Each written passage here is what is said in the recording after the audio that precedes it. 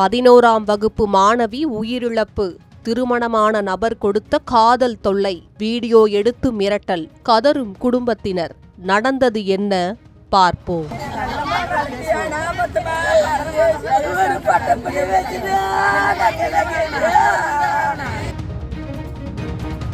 ரொம்ப டார்ச்சர் பண்ணி ஸ்கூல் போகிற வழியெல்லாம் ரொம்ப இன்சல்ட் பண்ணி பிள்ளைய என்ன பேசலாம் என்ன பண்ணான்றதும் தெரியல. என்னை இந்த மாதிரி பலாத்காரம் பண்ணுறான், ரொம்ப டார்ச்சர் பண்ணுறான், என்னால் தாங்க முடியல, நான் டச் பண்ணுறாங்க, அங்கே கை வைக்கிறான், இல்லைன்னா காரில் தூக்கின்னு போயிட்டு வெட்டி போட்டுருவேன்னு எல்லாமே சொல்லியிருக்கிறான்.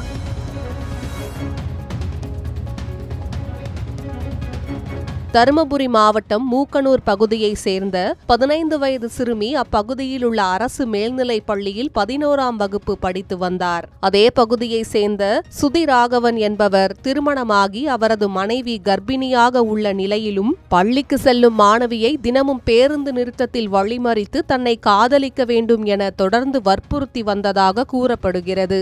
மேலும் நாளடைவில் மாணவி படிக்கும் பள்ளி வரை சென்று காதலை ஏற்கும்படி கட்டாயப்படுத்தியதோடு தான் கூறும் இடத்திற்கு வராவிட்டால் கடத்தி சென்று கொலை செய்து விடுவதாக மிரட்டியதாகவும் உறவினர்கள் குற்றம் சாட்டுகின்றனர். திருமணம் ஆகி புள்ள கன்சீவா இருக்கும் போது, சின்ன பொண்ணு 14 வயசு பொண்ணு மனைவி இருக்கும் போது இந்த பிள்ளைக்கு இந்த டார்ச்சர் கொடுக்கலாமா? பாலியல் தொலை கொடுக்கலாமா? எங்களுக்கு எங்க பிள்ளைங்களுக்கு நீதி வேணும். இந்த புள்ள இறந்துருச்சு. இப்ப நாங்க இவ்வளவு நேரமா அங்க உட்காந்துமே எஃப்ஐஆர் காப்பி எங்க கிட்ட கொடுக்கவே இல்லை. நாங்க இவ்வளவு நேரம் உட்காந்து எங்களுக்கு என்ன பயனு? புள்ள செத்துருச்சு. வழக்கு பதிவு பண்ணிட்டு சிஎஸ்சி காப்பி எங்க கிட்ட காமிக்கல, எங்க கிட்ட கொடுக்கல. இவ்வளவு நேரம் உட்கார்ந்தது எங்களுக்கு பிரயோஜனமே இல்ல. புள்ள இறந்துருச்சு. இதுக்கு மேல வர பிள்ளைங்களுக்கு இது வரக்கூடாது. எங்களுக்கு நியாயம் வேணும், நீதி வேணும்.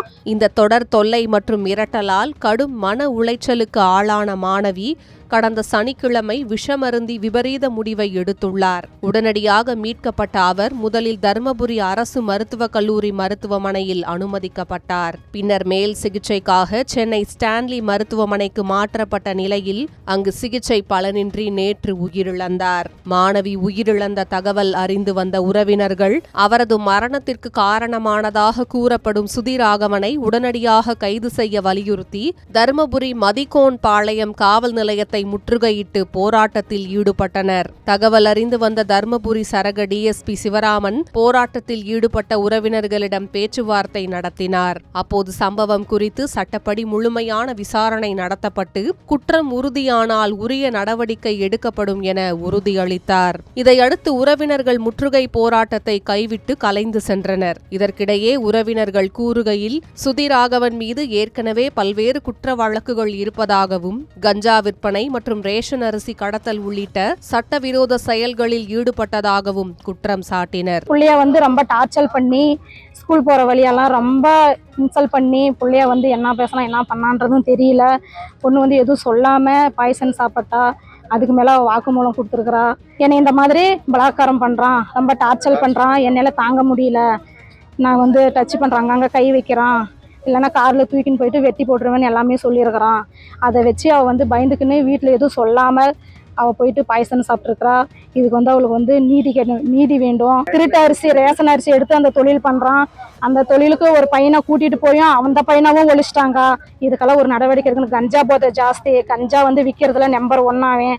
இதெல்லாம் ஒரு பொம்பளை பிள்ளை வெளியே அனுப்புனா கூட ரொம்ப தடுமாற்றமாக பயமாக இருக்குது. இதெல்லாம் கவர்மெண்ட் ஒரு நடவடிக்கை எடுத்தா மட்டும்தான். அப்படி இல்லைன்னா நியாயம் கிடைக்கலன்னா கண்டிப்பா நாளைக்கே அவளுடைய பாடி அடக்கம் பண்ண முடியாது. சாலை மறியல் கண்டிப்பா உண்டு.